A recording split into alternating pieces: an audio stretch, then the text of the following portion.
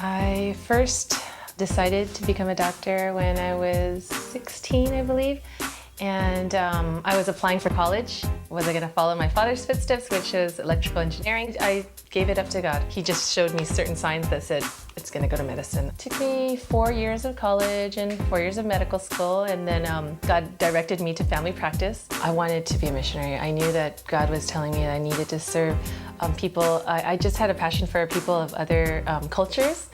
And so I imagined myself in another country, actually. When I was in residency, our Mosaic started to do small trips to Ensenada with groups of 8, 12. Our small group would go down and we would just serve a family in the poorest of poor neighborhoods. Then we had this mega trip and we had a medical clinic. The patients, after treating them, they would just open up their lives to us. They would start to share their hurts and their pains and their fears, and they were so open spiritually, and we felt that this was like the perfect opportunity for someone to share Christ with them at that point. Pastor Irwin, he went down there with us on that first big trip, and he said, why are we waiting to serve once a year or twice a year on these mission trips?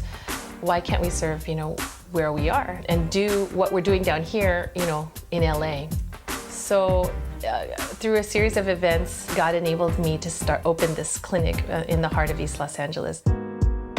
Health professionals are not like running to start clinics in East Los Angeles because it's not a place to make big money. The payers, such as Medicaid or Medi-Cal, are very poor, and it's very difficult to make a lucrative practice in that area. So per population, there are very few doctors. East LA has a population under the poverty level.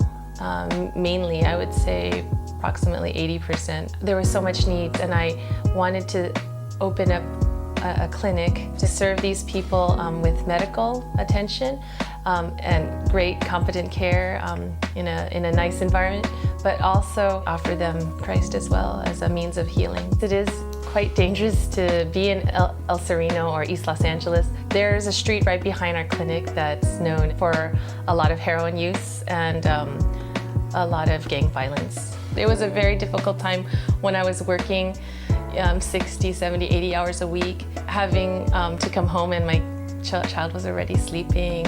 And it was hard for my husband. I didn't really even see it happening, but he had to pick up my daughter, feed her, bathe her, and put her to bed, and then I would get home. Sometimes it felt like I didn't really have a life of my own. My life was just for my patients. There are nights when I can't even sleep because all of a sudden all the stories of all the patients are coming back to me.